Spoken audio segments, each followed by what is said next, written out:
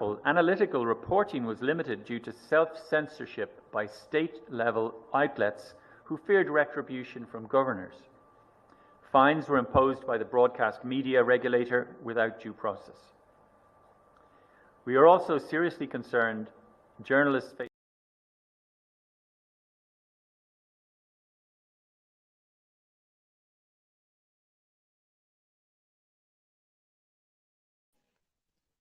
Good morning, good afternoon, good evening, wherever you're watching from. Hope you had an amazing weekend. Happy new week and happy new month to you all.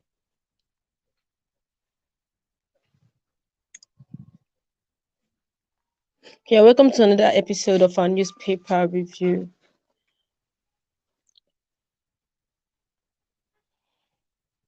Please, if you're new to this channel, don't forget to click the subscription button and turn on your notification bell so as to get notified whenever we're live or whenever we upload videos. So to our newspaper review this morning, we'll be starting with this day newspaper. It says Zenith retains top spot as Nigerian's number one bank by Tier 1 capital for 14 straight years. Well, late Tinubu's mother celebrates 80th birthday. And cohorts Lagbaja urges Nigerians to pray for nation military. Federal government will reject European Union's 2023 elections observation report on Nigeria. Says reports biased, flawed, born out of inadequate coverage. Article 8 report shows Tinubu reach pool. Lambert's presidency, European Union's accounts corroborates our position. International observers, says Labour Party. In the photo there displaying Abdulrazak leads Dubai cultural celebration. And that's all on this day newspaper. And over to the Guardian newspaper. CPPE 6 end to highly volatile fixed market as dollar trades begin 461.5 naira. 841 naira at I and E. AFDB OK's $150 million loan for Abia to rehabilitate roads management, erosion, solid waste, and household consider solar alternatives amid high onboarding costs. Presidency Judai's European conclusion on 2023 elections. And PDP and WC meet senator today over minority leadership, alleged APC interference. Published spending of 400 billion naira for a subsidy savings, Seraph tax Tinubu. Imperatives of UTMA fees, result validity review. Lagos building planning permits rate up by 100% amid worsening house crisis. And over to the Vanguard newspaper. Presidency rejects European Union's report on 2023 general elections. Euro's report reliable, says article. Zenith Bank retains position as foremost Tier 1 bank in Nigeria. Anxiety as federal government resumes work on Lagos-Ibadan Expressway today. And 9 illegal refineries with 1 million BPD production capacity uncovered in Bayelsa. In March to Nigeria's economic recovery, reviewed Tinubu's move against terrorism. Comprehensive onslaught against terrorists and bandits begin. Security architecture sets for review. Rules of engagement to be determined by the nature of the security threats. More shake-up imminent in the security service. President vows to stop crude oil theft. Economic policy to reflect contemporary realities. Scores of captives released as farmers return to their farms in Northwest. Consultant in the political, economic, and security spheres continues. Free subsidy made e-vehicles unattractive in Nigeria. This coming from World Bank. And free subsidy removal forex reforms. Investors rake in 5.3 trillion naira in 1 hour. Highest gain in 50 years. Gains attributed to policy changes, corporate earnings, but analysts warn of debt policy shocks. JAMB raises alarm over candidates parading fake scores. From the ministerial nominees, Osubo Ab Musa Muhammad make lists.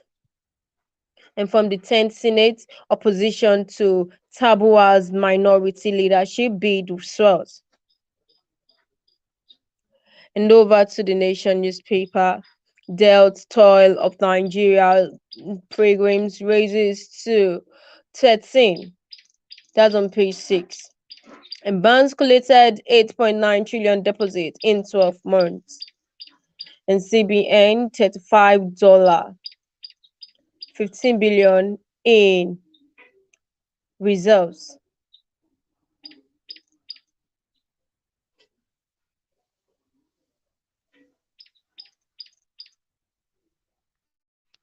Zenith Bank on top with $2.54 billion. Taiwan Capital and FCDA to demolish police station orders on waterways. Investors 4.35 trillion naira gain in 1 month boost economy. Tinubu rallies Nigeria towards top 3 stock market hits 15-year high. And Reuters raid home of French mayor. Chinese naval ships in Nigeria.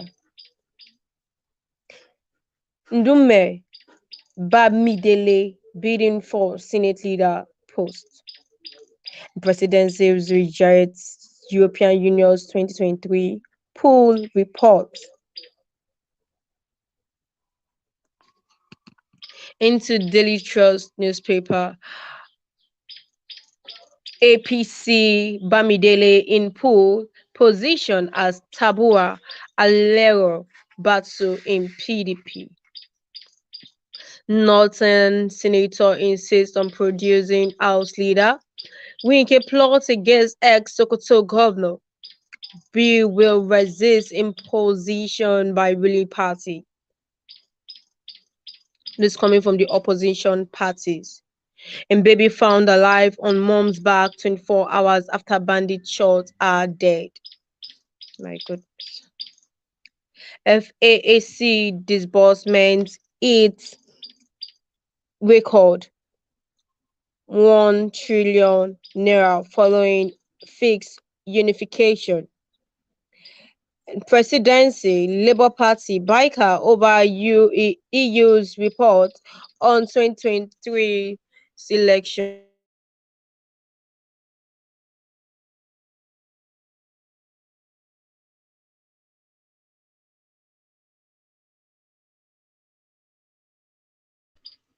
And military pencils down over 50 names for promotion as general bows out today. And fiscal collapse would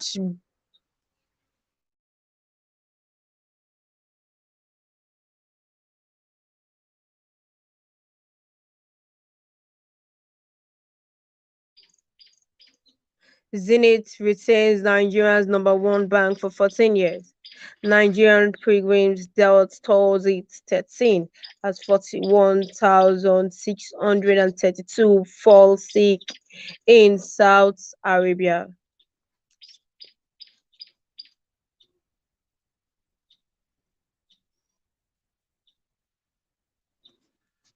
And over to the Punch newspaper. Opposition attacks federal government as presidency lambasts EU poll observers. NLC to meet Tinubu on 65-year retirement age. And NNPCL marketers for its vessels arrive next week. Government battle crash crunch. Delta, Imo, Cross River, Oyo, and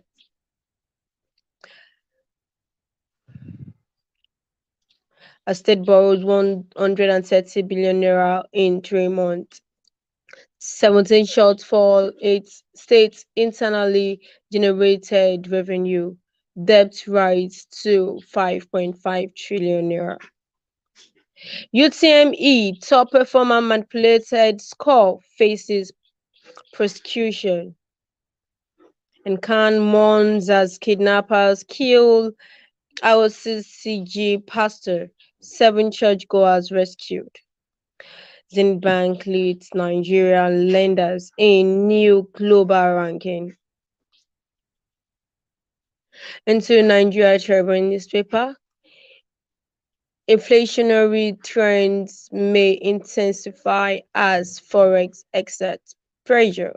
CPPE warns federal government. Nigeria depreciates at I and E window, firms up at parallel market. As CBN resumes Naira settled OTC fixed contracts. For 14 consecutive years, Zenith is Nigeria's number one bank. Presidency rejects EU report on 2023 poll. EU report accurate. Labour Party counters report shows election lacked credibility. This coming from Atiku. Gunmen kill pastor, adopt 7 church members during vigil. Abdul Salim's National Peace Committee challenged to speak on election cases. UTME candidates celebrated emerging top scorers as fake results. Withdrawals results set for prosecution. Visitation panel say 23 ex-VCs in trouble. 10 may face prosecution over fraud allegations. 13 to refund billions of naira. In 2023, 6 Nigerian pilgrims died at Arafat.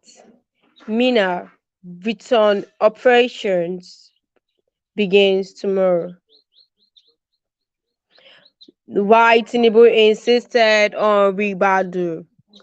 Let me play the video of this the rejection of this presidency report. So I'm going to play the one of the US report and play the response of the Nigerian president.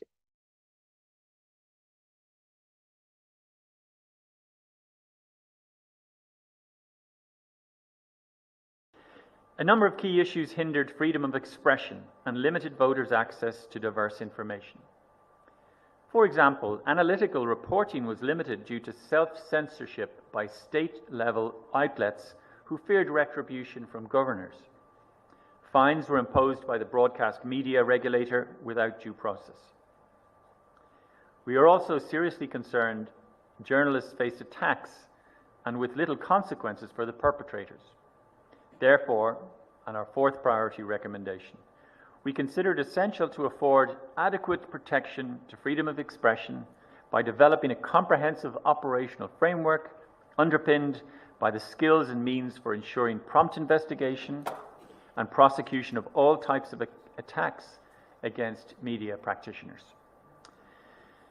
Positively, the media raised voters' awareness, fact-checkers stood up against disinformation, and media outlets extensively covered the campaign, providing equitable exposure to both the APC and PDP.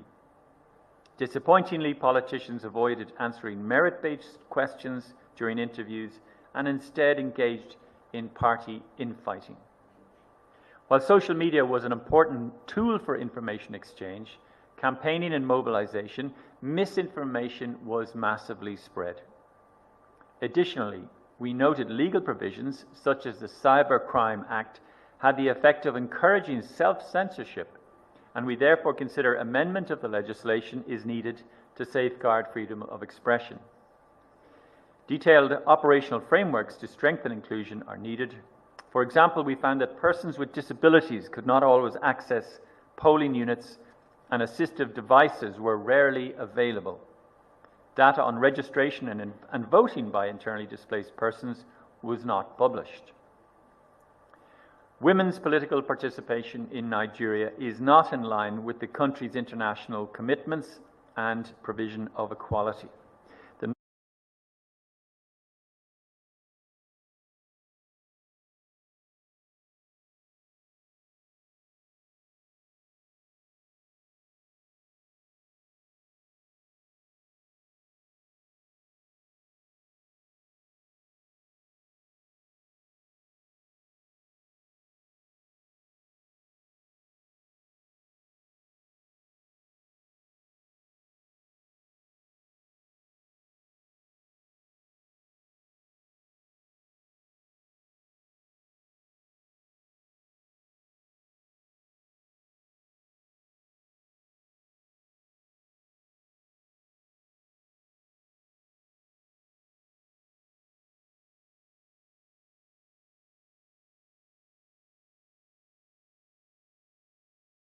Participating in the process evidences a worrisome trend of decline since 2007.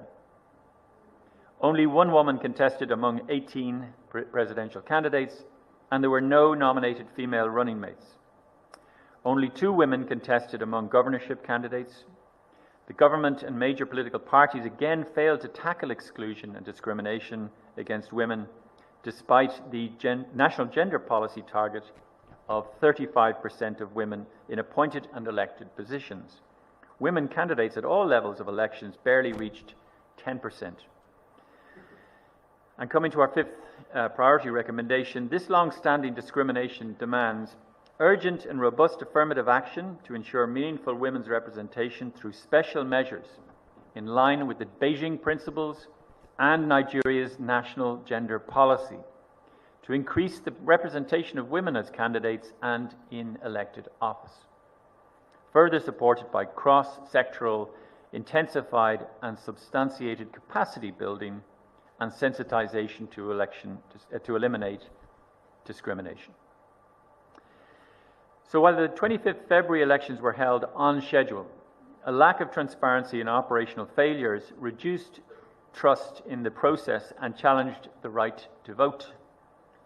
Voters assigned to new polling units had difficulties in identifying their correct polling unit, and the conditions in almost half of polling units observed did not ensure the secrecy of the vote.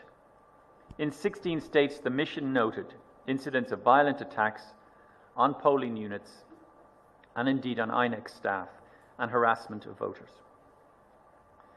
The counting procedures were negatively impacted by overall poor understanding, particularly in completing forms, and chaotic and overcrowded conditions in collation centres observed.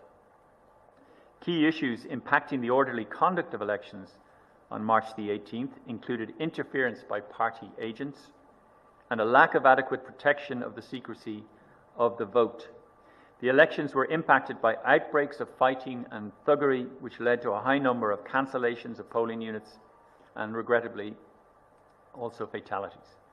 The introduction of the bimodal voter accreditation system, or BVAS, and the INEC results viewing portal IREV was widely seen as an important step to ensure the integrity and credibility of the elections, but lack of transparency before the polls, and notably the severely delayed display of presidential result forms on the 25th of February, for which INEC failed to give a timely and comprehensive explanation, dashed the public trust in election technologies and in INEC.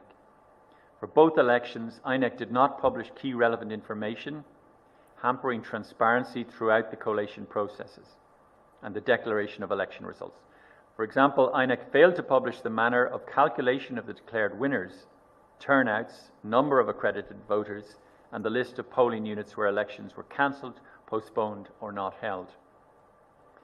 The absence of this information undermined the possibility for independent verification of the outcome and public trust. We consider it vital, and this is our final priority recommendation, to protect the free expression of the will of the voter and integrity of elections by establishing a robust, transparent, and easily verifiable results processing system with clear rules. These include uploading polling unit results from the polling unit only and in real time. At each level of collation, results forms to be uploaded in real time, and all forms to be published in an easily trackable and scrapable database format. All 23 recommendations, including the 6 priorities I've just outlined, are primarily addressed to key stakeholders, including INEC, the National Assembly, the government, political parties, and civil society involved in electoral reforms.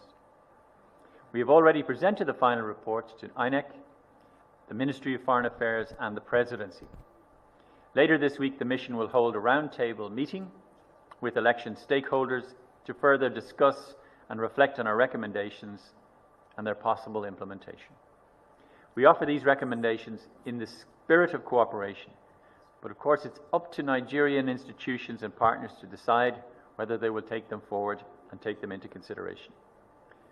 Importantly, there is a need for political will to achieve improved democratic practices in Nigeria. Inclusive dialogue between all stakeholders on electoral reform remains crucial. The European Union stands ready to support Nigerian stakeholders in the implementation of these recommendations. I thank you very much for your interest, and I look forward to your questions.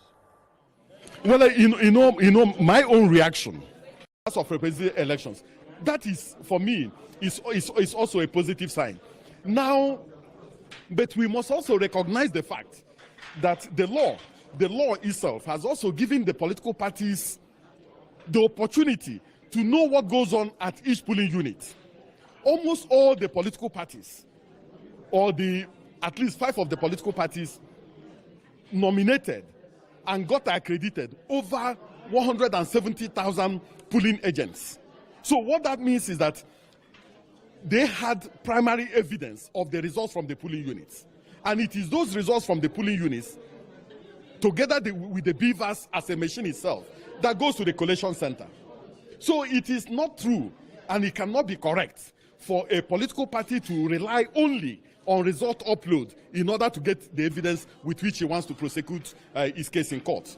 But as I say, we have cases in court, petitions are already in court. Let the court make a determination on whether the commission did well or the commission did not do well. As far as we are concerned, we are going to present our report. We are going to make our submissions to the court. We are going to present what we know and what we did during the elections to the Presidential Election Petition Tribunal and all the other election petition tribunals, and then they will make a determination on going forward. But as far as the commission is concerned, there were so many positives to this election. There were also significant challenges and problems with the election. We are going to address those challenges and those problems. And if we receive most of the reports from the domestic and international observers. We will harmonize them, take out the actionable ones that have administrative flavor. We will implement them.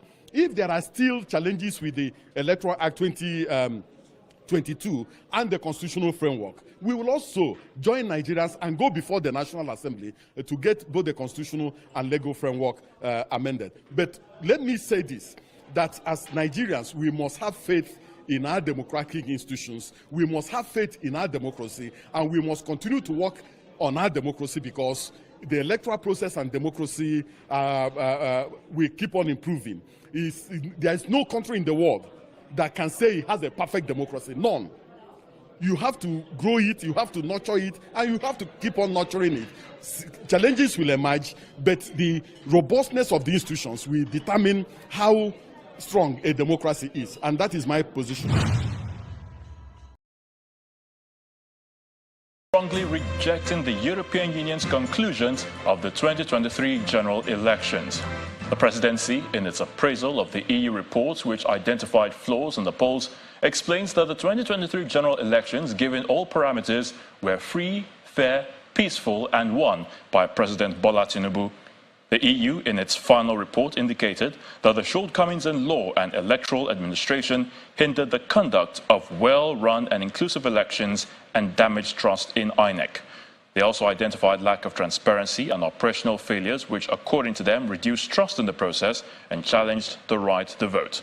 The government, in its response, says there is no substantial evidence provided by the European Union or any foreign and local organization that is viable enough to impeach the integrity of the 2023 election outcomes. A statement by the Special Advisor to the President on Special Duties, Communications and Strategy, Mr. Dele Alake, reads in part, "Now that the organization has submitted what it claimed to be its final report on the elections, we can now categorically let Nigerians and the entire world know that we were not unaware of the machinations of the European Union to sustain its largely unfounded bias and claims on the election outcomes." The government insists that Nigeria, as a sovereign state, knows how to organize itself, adding that the EU EOM final report on Nigeria's recent elections is a product of a poorly done desk job that relied heavily on few instances of skirmishes in less than 1,000 polling units out of over 176,000 where Nigerians voted on election day. Another part of the statement reads, "Unlike EU EOM that deployed fewer than 50 observers, the Nigerian Bar Association that sent out over 1,000 observers spread across the entire country for same election gave a more holistic and accurate assessment of the elections in their own report." Hi, my name is Kardik. Presidential jet of President Bola Tinubu touching down at the Nnamdi Azikiwe International Airport in Abuja. To welcome him is the Secretary to the Government of the Federation, George Akume, the National Security Advisor, Nuhu Ribadu, the service chiefs, including the inspector.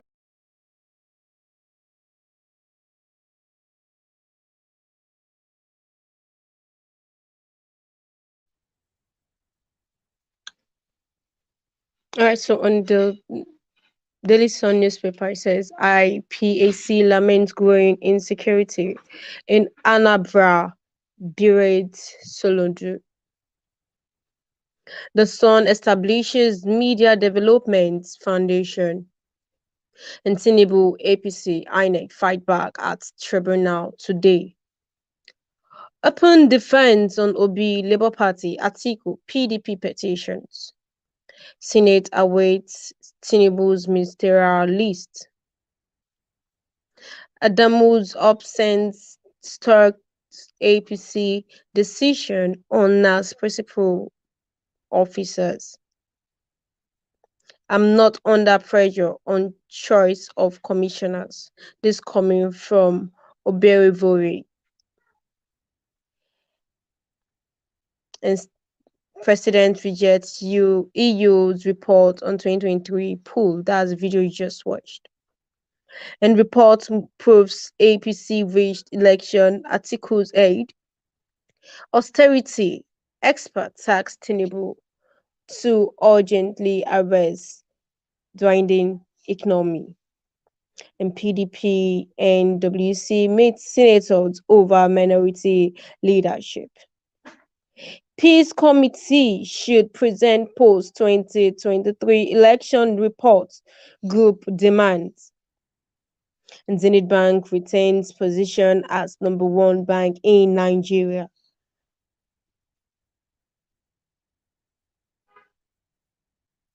Seraph writes Tinubu seeks spending details of 400 billion naira for subsidy savings. I think let me read that.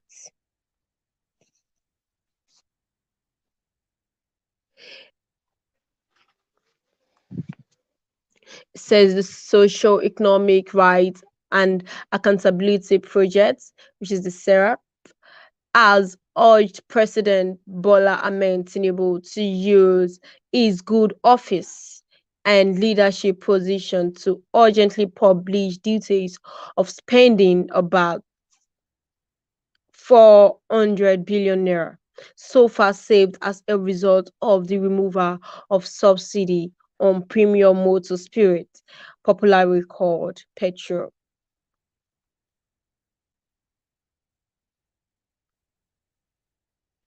Sarah urged him to provide details of the plans on how subsequent savings from the removal of subsidy on petrol, including specific projects on which the funds would be spent, and the mechanisms that have been put in place to ensure that any such savings are not embezzled, misappropriated, or diverted into private pockets.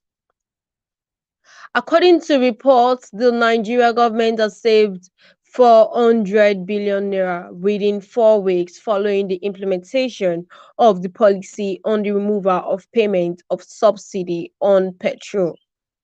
In the later dated 1st July 2023 and signed by Sarah Deputy Director Kolawole Oluwadare, the organization said, your government has a legal responsibility to ensure that the savings from the removal of subsidy on petrol are spent solely for the benefit of the 137 million poor Nigerians who are bearing the brunt of the removal. Prevention of corruption in the spending of savings from the removal of subsidy on petrol and preventing and addressing the challenges caused by the removal are serious and legitimate public interest. Sarah noted that Nigeria have the right to know how the savings are spent. John Amanda, he said, another noisemaker speaking. I feel like removing that red at John Amanda. You can join the live stream via the link and air your view. Publishing the details of the spending of the savings would promote transparency, accountability, and reduce the risks of corruption in the spending of the funds. It added. The later read in part Serap is concerned that the savings from subsidy removal may be embezzled, misappropriated, or diverted into private pockets. Opacity in the spending of the savings from subsidy removal would have negative impacts on the fundamental interests of the citizens and the public interest. We would be grateful if the recommended measures are taken within 7 days of the recipient and or publication of this letter. If we have not heard from you by then, SERAP shall consider appropriate legal actions to compel your government to comply with our request in the public interest. Unless the government is transparent and accountable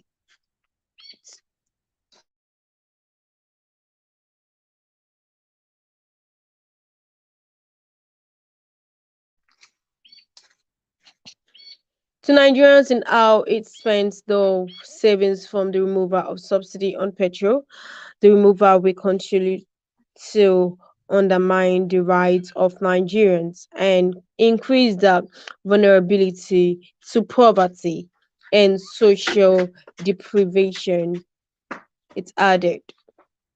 So that's what the Serap have said. So we all need details on how this 400 billion naira has been spent, if it was used on the masses or if it's still on in savings or something. So seeking reply from the government as soon as possible. Hopefully they will open up.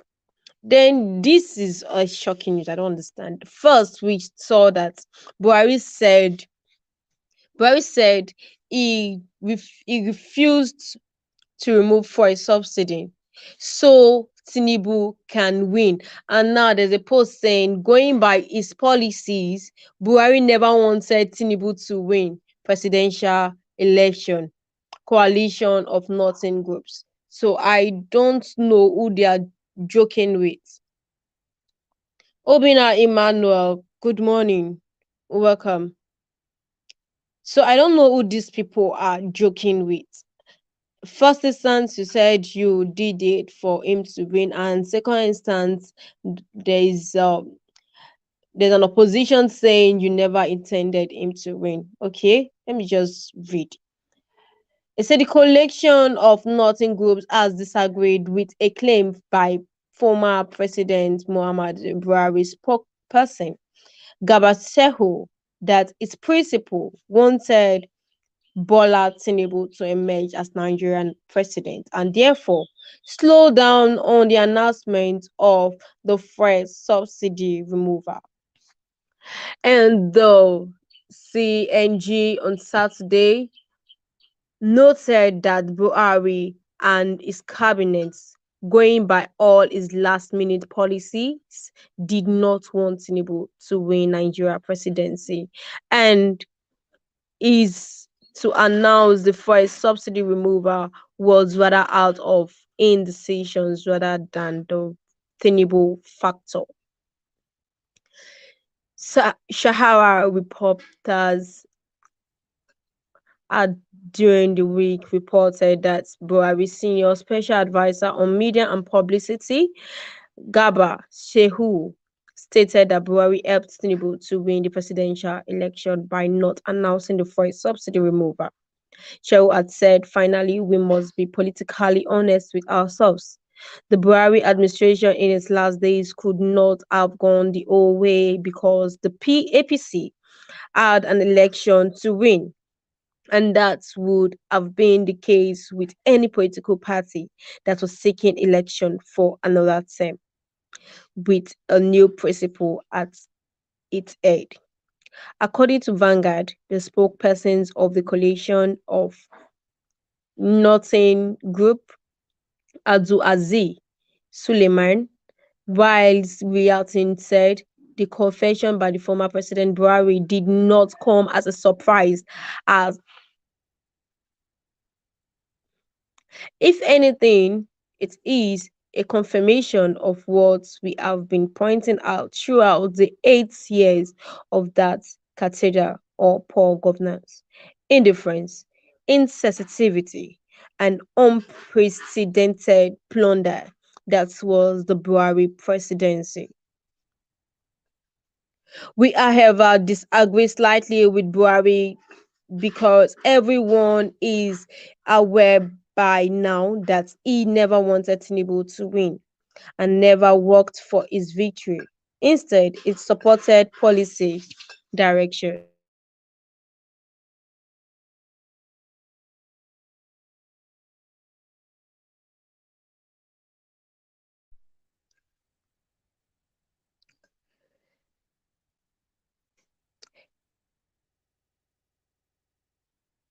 Instead, it supported policy directions and encouraged actions that clearly aimed to subvert it.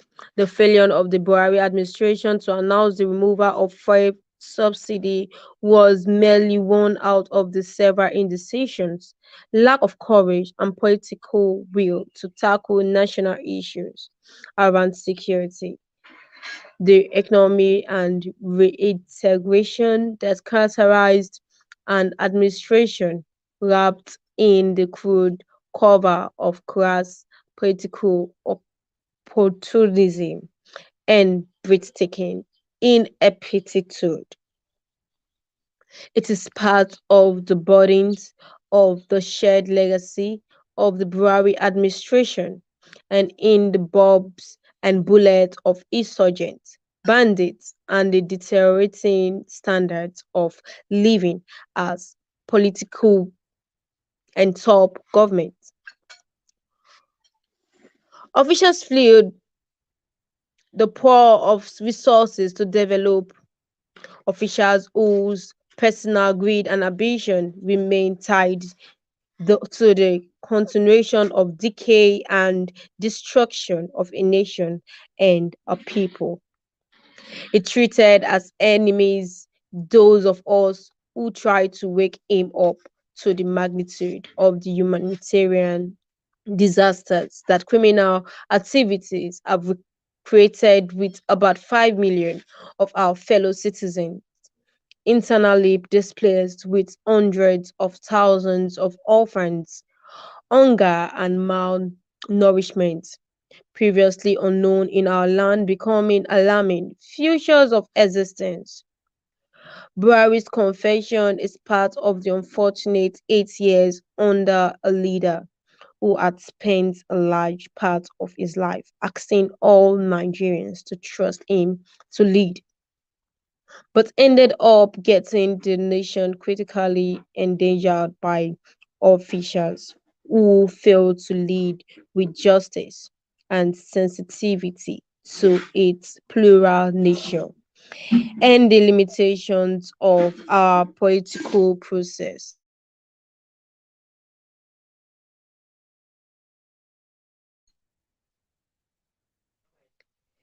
Buhari's confession had only proved that the nation was not wrong when it insists that its image and vision were not being served by the quality and competence of almost all of the people he has assembled to work with him and see the nation through its most difficult period. It is a vindication for those of us who were labeled enemies for insisting that the Buhari administration could do much better in managing the economy, in the all important fight against corruption within the laws of the land, and in rebuilding a nation united around the values of justice and honest enterprise. It is a vindication for those of us who reminded him daily that hunger was taking millions of lives. Inflation was making life difficult by the day. People were losing jobs, businesses closing down, and infrastructures was decaying. It is also a belated admission that in the last 8 years, he led an administration that had acquired the reputation of being the worst in the history of our nation in terms of any capacity to generate confidence in achieving credible national goals. So that is the the speech against what was said earlier. And with this, we've come to the end of today's newspaper review. Thank you for staying tuned, John Ameda. Thank you for your comment. Please let's not forget to click the like button. Obina, thank you, and other viewers out there. Owen Palace, thank you. Wells Wifey Channel, thank you. It says, Wells Wifey says Nigeria politicians, past and present, should be put in jail forever. Okay. All right, so thank you all for staying tuned with us today. See you same time tomorrow. And to other viewers out there, please don't forget to click the like button. Thank you for staying tuned. And those who have clicked the like button, thank you. If you've not clicked, please click on the like button now. turn on your notification bell if you're new to this channel. Don't forget to subscribe. If you're in Alex O Media and you want to give a super chat, please come over to Alex OHQ and give your super chat. Thank you so much. See you same time tomorrow. Do have a lovely day. East, North Central, industry players and other political leaders were present for the first gathering in Lagos with the president. President Tinubu was quick to warn that the nation's financial system had been bleeding, and that needs to stop. We need to take the steps to stop the bleeding of our finances through speedy action. From there, we must re-engineer the effectiveness of control and management of our resources in order to meet the obligation owed to Nigerians by politicians. However, the president assures the people that he will rebuild the finance system. We will work together. Open door policy that will bring Nigeria